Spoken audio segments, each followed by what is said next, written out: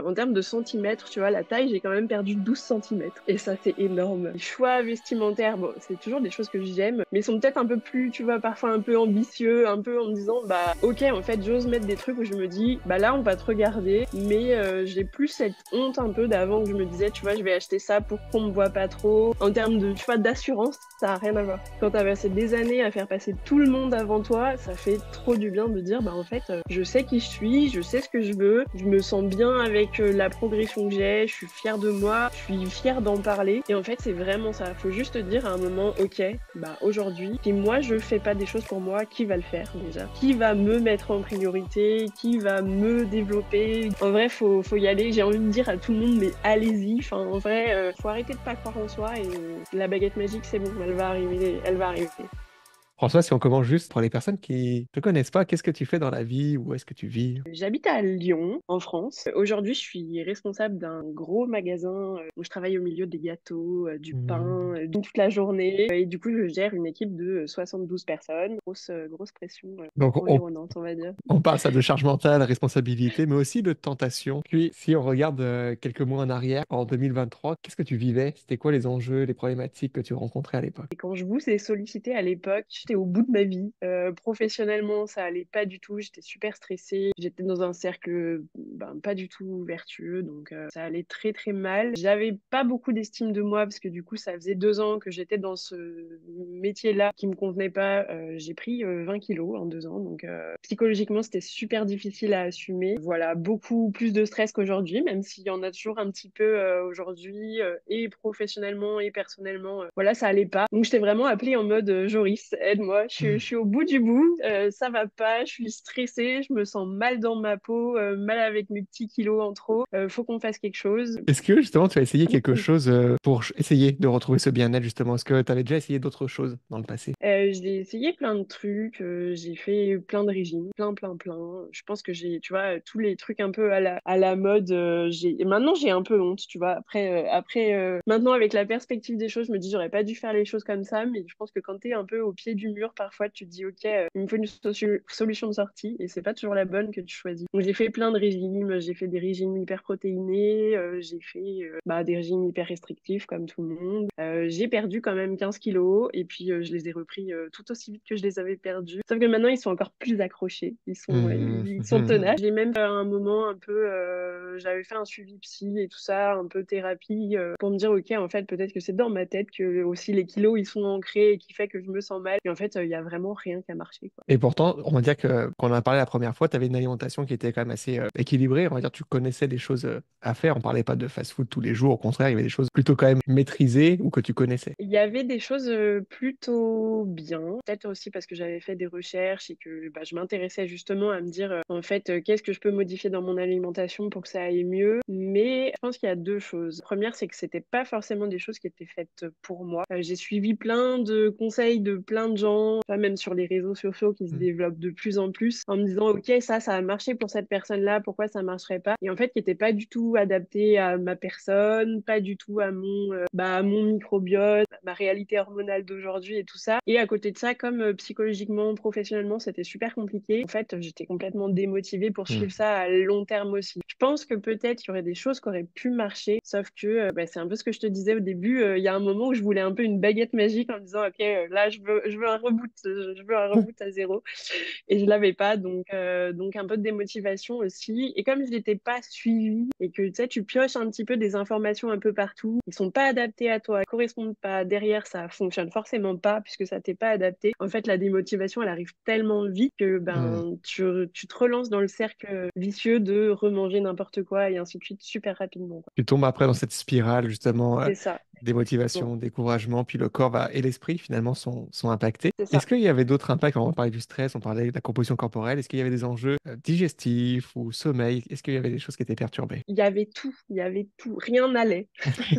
Au moins, c'était le bilan était assez facile parce qu'en termes de sommeil, du coup, avec mon travail, il y a eu une période où je suis descendue à 3 heures de sommeil par nuit. Donc, je te laisse imaginer l'impact ben, physique en termes de fatigue et tout ça. C'est aussi ça qui a fait que j'ai pris du poids parce que mon corps il s'est dit ok, tu vas me stresser à l'extrême, et ben moi je vais toquer à l'extrême aussi. Donc ça allait pas du tout. Je me réveillais toutes les nuits, 4-5 fois par nuit. Donc quand tu dors 3 heures et que tu te réveilles 4-5 fois, c'était super compliqué à gérer. Et en termes digestifs, bah il y avait rien qui allait non plus, sauf que je dirais pas qu'à cette époque-là je m'en rendais pas compte, mais je m'étais habituée à l'inconfort. Enfin, l'inconfort Hmm. c'était ma zone de confort entre guillemets, donc je m'en rendais pas compte.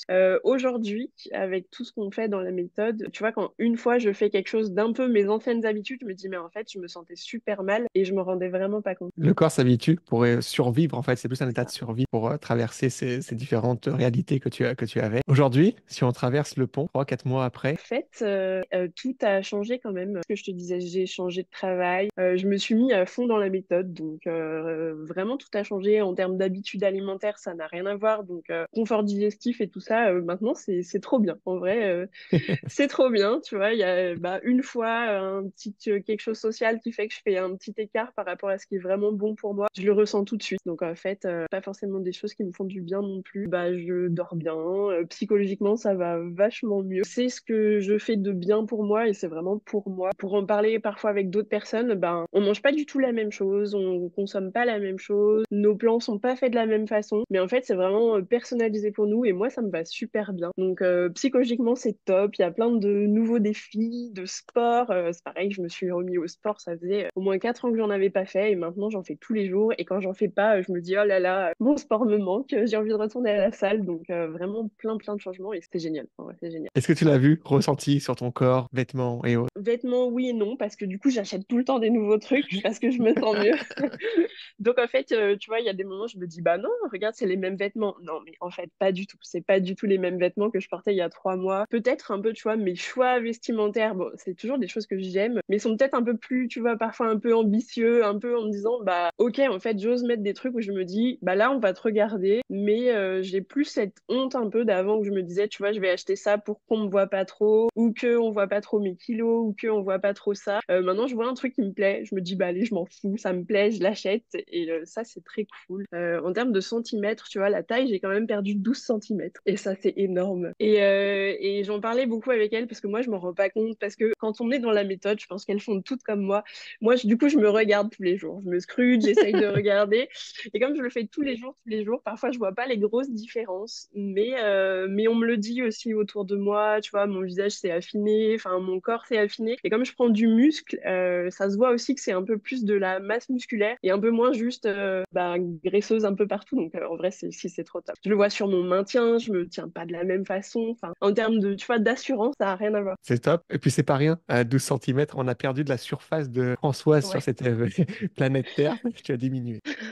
Ça, c'est pas très positif. Moi, je veux plus de surface de Françoise. Tu as plus de surface. Mais tu le rayonnes aujourd'hui et tu le vibres. C'est ça qui est le plus beau. Qu'est-ce qui t'a le plus aidé actuellement ou qu'est-ce qui a fait la plus grosse différence? Tu parlais de choses personnalisées, mais qu'est-ce qui t'a permis de te prioriser ou apprendre à prioriser tes besoins? Je pense que la première chose, c'est le fait de mettre des nouvelles routines en place. Tu vois, genre, au tout début, j'ai eu beaucoup de mal à refaire des courses normales avec ma nouvelle liste de courses déjà, parce que la moitié des choses, je savais pas ce que c'était dessus, donc je me disais, ok, où est-ce que je vais acheter ça? Et en fait, tu mets petit à petit des nouvelles routines, une nouvelle liste de courses, t'intègres un petit peu le sport. Alors au début, j'avais mis une fois par semaine, parce que j'arrivais pas à caler du sport. Tu vois, aujourd'hui, c'est une fois par jour, donc ça a Hmm. drastiquement changé. T'écoutes, tu vois, tous les lundis, le petit lundi punchy, le mercredi, le groupe avec les filles où tu peux poser des questions. La force du groupe aussi, je pense que ça m'a beaucoup aidé parce que il y a plein de questions qui parfois me viennent pas spontanément. Et en fait, j'entends d'autres se poser la question et je me dis, ah oui, mais du coup, pour moi, est-ce que ça a un impact? Est-ce que machin? Et en fait, ça te fait tellement te poser des questions sur ton quotidien, toi-même. Je pense que la chose que j'ai le plus travaillé dans ces 3 mois, c'est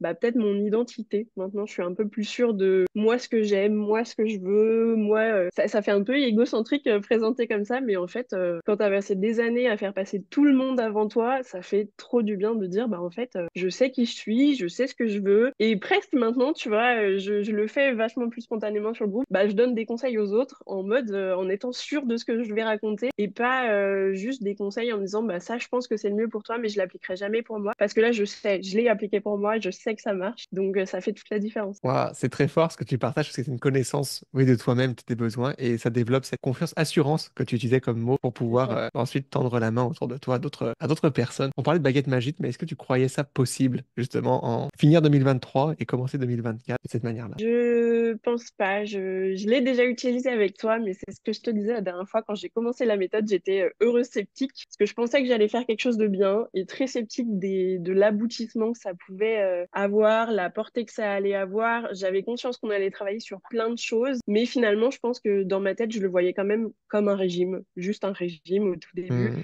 Et en fait, on travaille tellement de sphères qui n'ont rien à voir sur vraiment son bien-être interne. Je me sens bien avec la progression que j'ai, je suis fière de moi, je suis fière d'en parler. Et il y a 3 mois de ça, j'aurais jamais dit ça. Donc je suis passée de heureuse sceptique à juste heureuse. Et en vrai, c'est génial, c'est génial. J'aime entendre ça, ce terme que tu as utilisé, heureux sceptique, parce que c'est vrai qu'on peut voir plein de choses passer, etc. Puis après, c'est de se douter de ce qu'on peut voir. Mais est-ce qu'il y avait aussi une sorte de scepticisme propre à toi? Je pense qu'il y avait les deux, un peu sceptique de peut-être la méthode parce que j'avais jamais fait et que aujourd'hui on est entouré de faux bons conseils un peu partout, encore plus maintenant avec les réseaux sociaux omniprésents, en fait tu devrais faire ça pour aller mieux, tu devrais faire telle chose, tu vas voir ça va être magique. Le nombre de perdre 20 kilos en 90 jours qu'on voit passer par jour, c'est impressionnant. Je pense que j'étais dans un cercle tellement vicieux que je pensais pas que ça allait améliorer mon bien-être aussi. Et voire, je pensais peut-être que j'en étais pas capable non plus, Hmm. en me disant, bah en fait, ils vont peut-être te mettre des choses où tu seras pas capable d'aller jusque-là, tu seras pas capable de te dépasser. Il y avait un lundi punchy où tu parlais de l'identité, du fait que, tu sais, on t'avait toujours dit, t'es de cette façon. Et moi, on m'a toujours dit, bah t'es pas déterminé, t'es pas discipliné,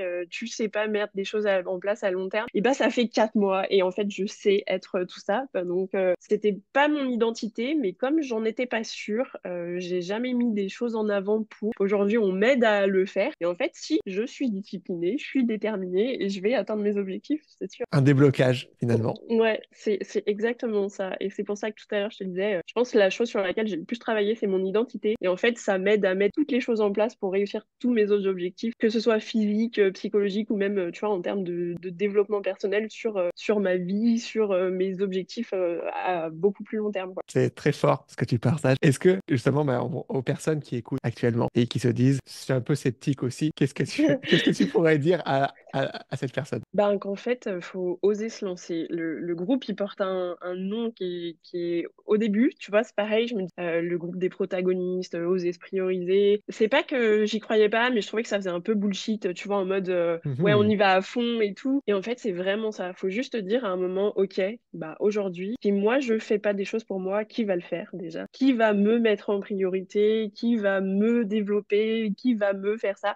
Et en fait, c'est bon, stop. Faut oser se prioriser, être sa priorité, faire des choses pour soi, ses objectifs. Et en fait, c'est un cercle vertueux. Aujourd'hui, je vois que tout ce que je fais pour moi, bah, ça impacte aussi la vie de tous les gens qui sont autour de moi. Et c'est génial, c'est génial. Je sais que parfois on se dit, je me sens pas capable, je sais que je vais pas y arriver, j'ai déjà essayé plein de choses et ça a jamais marché. Mais c'est juste que c'était pas la bonne chose pour vous. Et je pense que là, c'est tellement personnalisé. Ben, Angela, comme tous les autres coachs, hein, prennent tellement en compte bah, tes difficultés, ton quotidien. Est-ce que ça, non, ça fonctionne pas pour toi? Ok, bah, c'est pas grave, on part sur autre chose, on va adapter. Et en fait, c'est obligé que ça marche à la fin. Françoise, merci pour ce très beau partage. Je t'en prie. Justement, ça me fait juste sourire d'entendre tout ça, là, de voir l'évolution de ton côté. Il y avait un rayon de soleil qui arrivait en plus sur toi quand tu parlais. Ça faisait juste, OK, j'ai Ouais. l'énergie, il y a tout qui revient.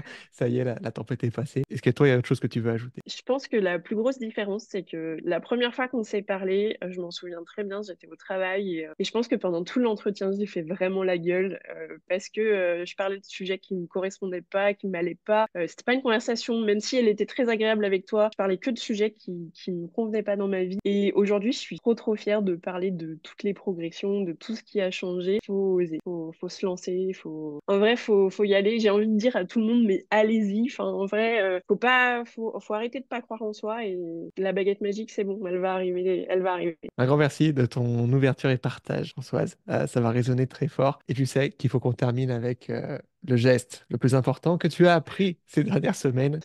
Le Bien Y. sûr, le Yes! Y.